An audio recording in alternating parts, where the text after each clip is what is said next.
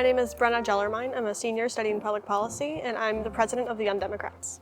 Hello, my name is Gabriel Stein. I'm a sophomore here at the college studying government and finance, and I represent the Theodore Roosevelt Society here at the college. I'm Sam Houghton. I'm a senior, and I'm the vice president of Young Dems. Yeah, I'm Hunter White, class of 2027. I represent Young Independents. I'm the issues director. Of course, all these views are my own, not the views of the club.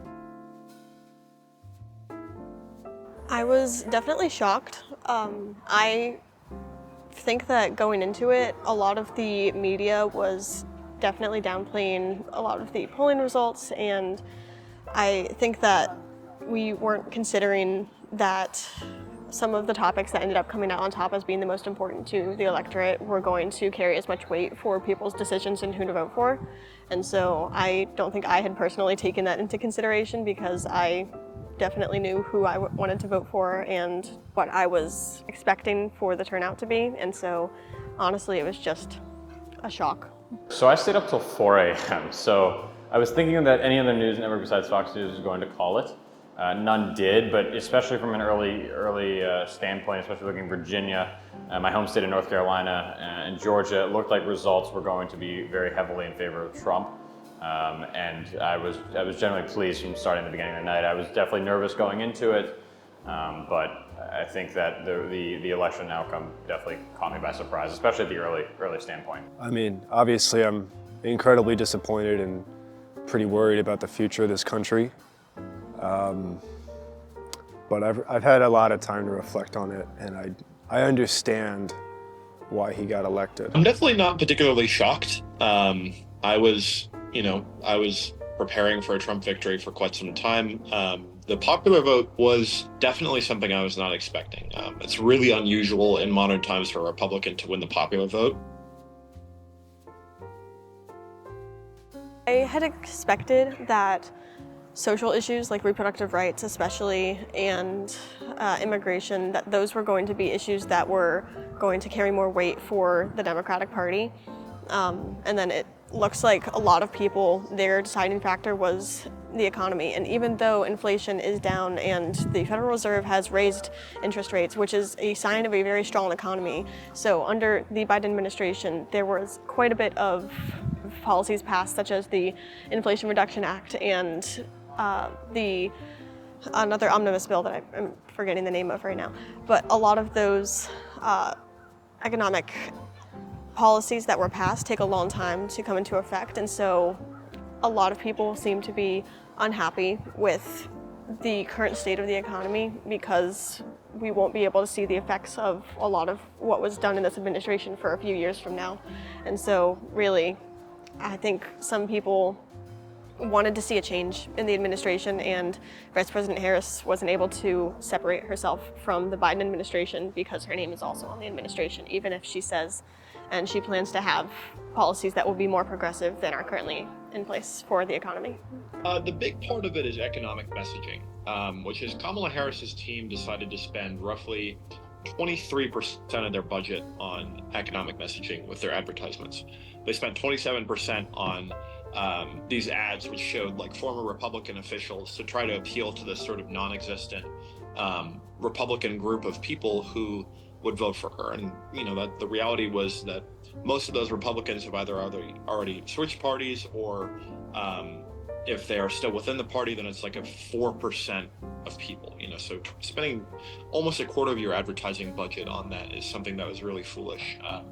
And the reference point that I had for that was that in 2012, with Barack Obama, he faced a very different economic situation, but similar in terms of how difficult the hardship was for the American people. The inflation wasn't quite as bad, but, wages were really far down, and it was, bad climate for business, and just in general, a really, really hard point for Americans. And the economic recovery was slower than anticipated, and Obama seemed to be at a disadvantage with that, but he ended up spending almost 70% of his advertising budget on economic issues. I think it's a variety of things. I think number one, I think that Kamala Harris and her campaign had kind of an impossible duty. She really had to distance herself from her predecessor and some of the policies that the American people thought they were poor or generally just were not good policies. But simultaneously also had to try to say that, I'm proud of what we did in the first term and kind of make it a second term. And I think that she had difficulty doing that. A major factor is the Democrats' messaging to lean and moderate voters is pretty bad and kind of elitist. I think Trump appealed to a lot of working class folks who feel abandoned by the liberal elite, which is us. And you see that trend in Europe as well, where populists are getting more power. Yeah, and I mean, you see it with a lot of us are playing the blame game, blaming different groups for, betraying the cause. And, if we keep on doing that for 4 years, we're just going to lose again in 2028. So we really got to change our messaging. Trump also performed extremely well with men and minorities. Minorities, I think, came a lot from, there's a sort of a bit of a disconnect between the liberal elite and working class minorities, which is there's a sort of feeling to. It's a lot of, the fact that most white liberals who sort of constitute the higher ups of the Democratic Party are significantly more likely to be focused on social liberalism and progressivism. These are issues that are not quite as meaningful to Latinos or to African Americans or to Asian Americans, who are generally more socially conservative. So it's a huge missed opportunity. Harris tried to go centrist near the end of her campaign, but they needed to do it much sooner and much faster. They had to dispel a lot of her progressive rhetoric from her 2020 run, and they had to embrace the centrist messaging much sooner in the campaign for it to actually have made a significant difference. There's a lot of factors going into this, and it's going to contribute to a pretty significant realignment within the Democratic Party when it comes to their messaging. Textbook-wise, I think she ran what many would call the perfect campaign. But I think that at the end of the day, she did not have the upper hand on immigration. I did not think she had the upper hand necessarily on foreign policy. I think on the economy, she did not have the upper hand, despite what maybe economic data might say. And I think at the end of the day, it was definitely the American people had a referenda on the current administration and definitely gave a mandate to President Trump, again, a second time around.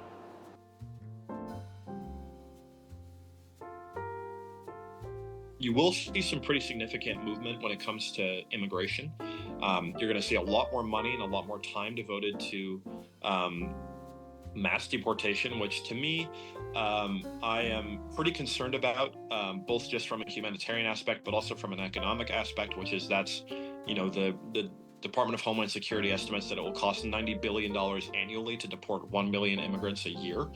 And it's not solving the core root of the problem, which is that Latin America has a lot of structural issues that are not being addressed, and our immigration system has a lot of structural issues that are not being addressed. So we have to have this sort of combination of factors that the Trump administration probably won't be willing to address, but no administration has addressed these issues, so I'm not surprised by that. But I would not be surprised if you saw lots of people being deported. It's going to have a really negative impact on the economy. It's going to really hurt the labor market, because frankly, a lot of these people who are coming here illegally are working in jobs and in fields that most Americans wouldn't want to do, because it's horrible work environments. I mean, they're being horribly underpaid and horribly treated. And frankly, it's exploitation of migrant workers.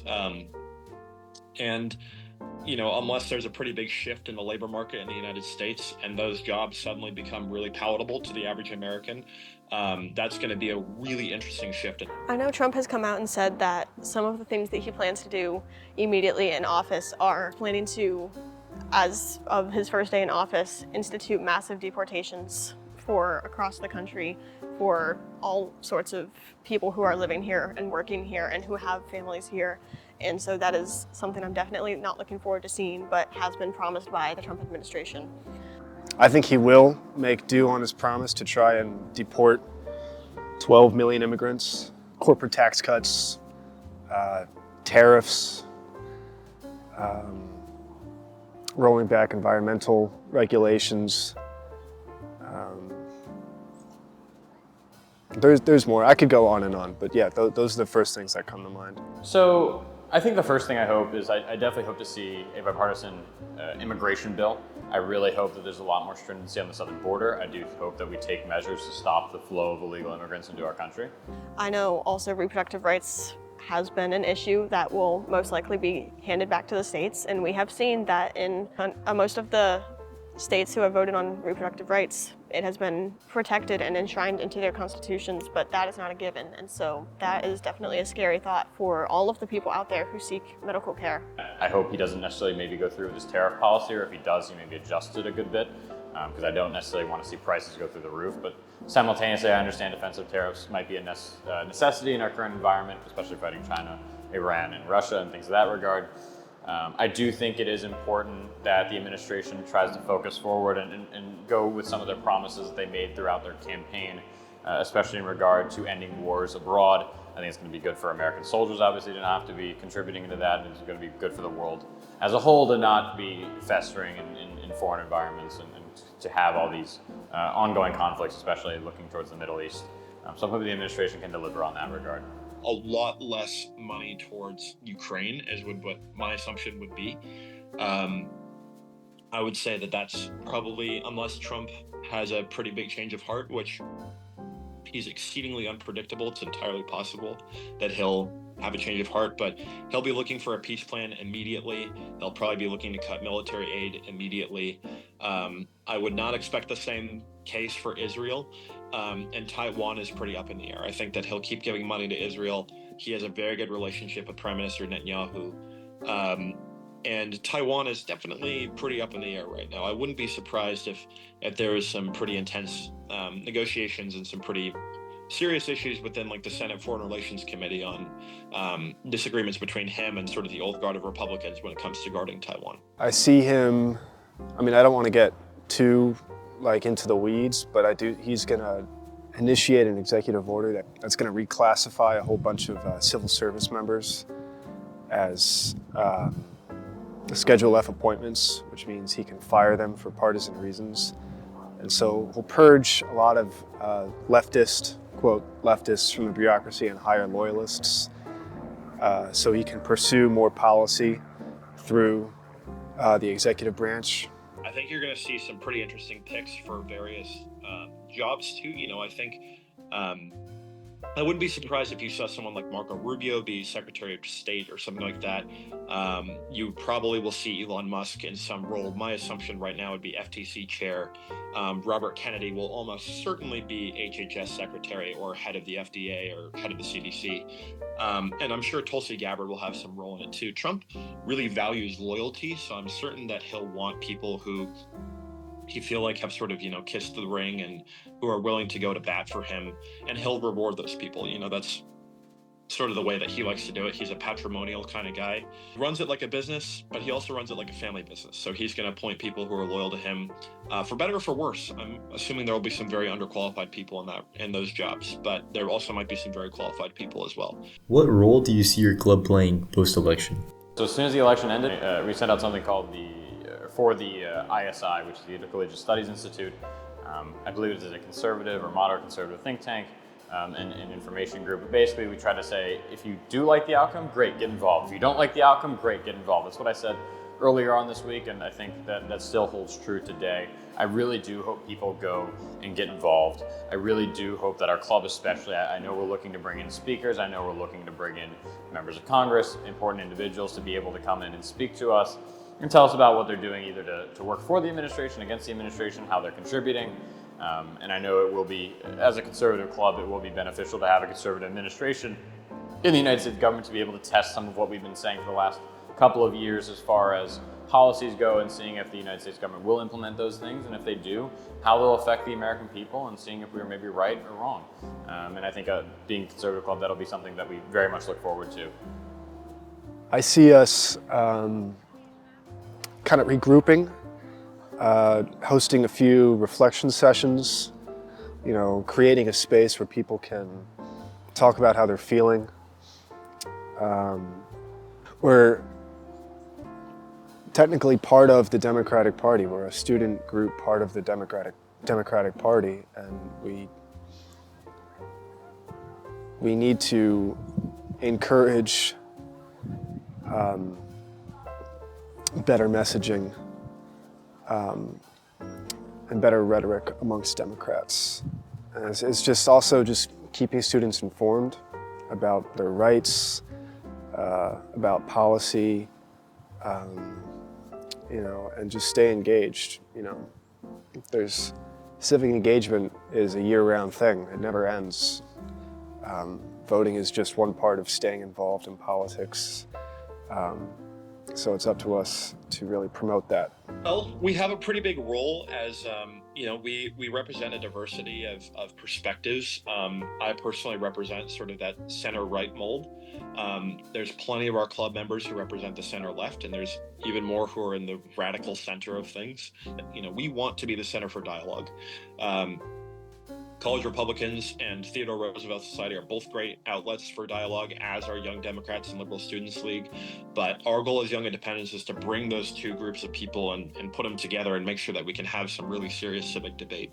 I think that, we are going to try our best. This is just my opinion. You can ask other officers to steer clear of the personal stuff.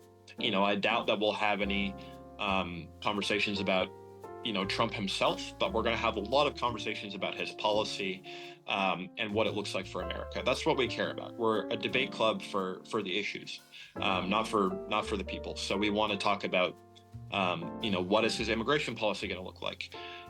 What is his foreign policy going to look like? What are the economic? We can have this whole laundry list of things. But we're really looking to have more people involved and more people interested in not necessarily being outraged at the Democrats or being outraged at the Republicans, but what does this actually mean for America? What good will this do? What harm will it do? That's what we want to provide as a space. As we like to say, the fight is only just beginning. There is an election every single year. Every year is an election year. In 2025, we plan to work with Representative Spanberger to elect her to governor of Virginia. And so we are looking forward to working with her campaign. Currently, we're in the process of working with her administration and her campaign to host her on campus for a rally sometime in January, February, March.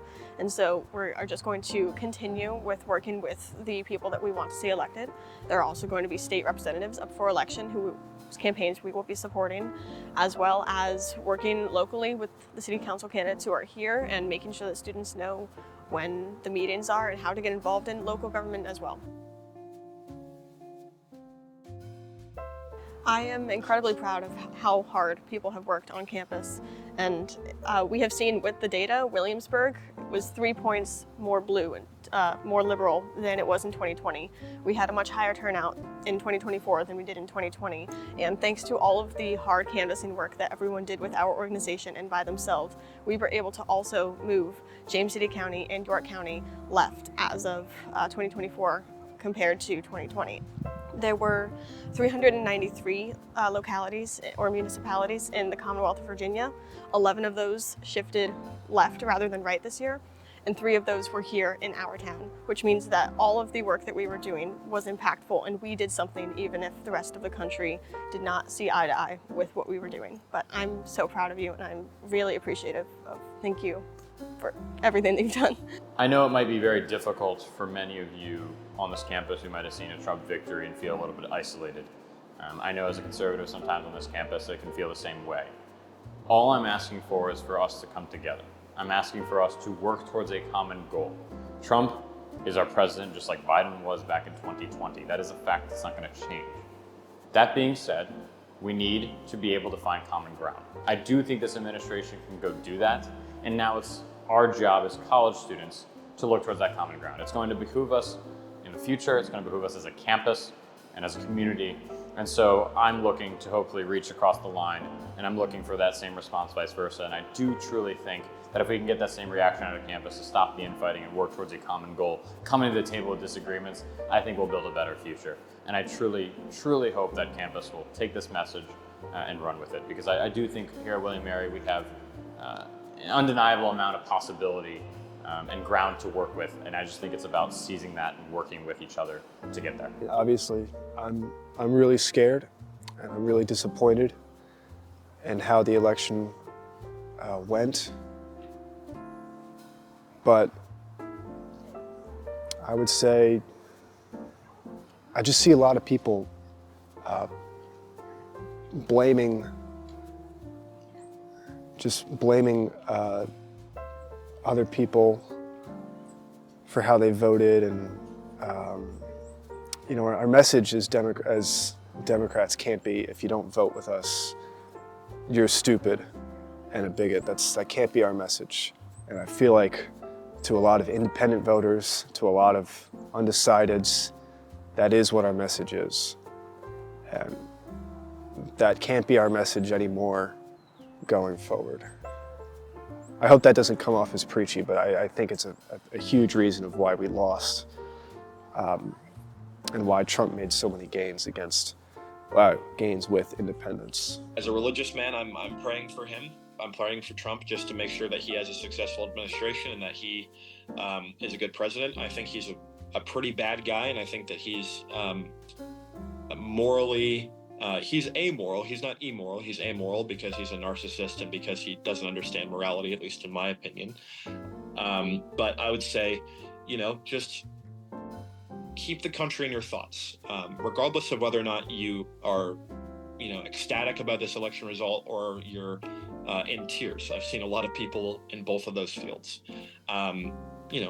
Let's keep this country together. Let's keep it going in the right direction. Let's keep an open mind. Let's make sure that the civic dialogue continues, that there's not any significant backlash one way or another against either party. I don't think that that's the right way to pursue politics in this country. And just take heart in the fact that if you hate this, it's only 4 years, and in that 4 years, there's a lot you can do to be involved. Knock doors, make phone calls, canvass, protest if that's your thing. There's a lot you can do. And for the victors of this, for the people on campus who are happy about this, then I would say, don't gloat, take your peers' criticisms to heart. And if you're in the Republican field, then just make sure that you're representing everybody in America and representing everybody on campus. That's really what I would argue, make sure that we're unified. This country's for everybody. Let's keep it that way.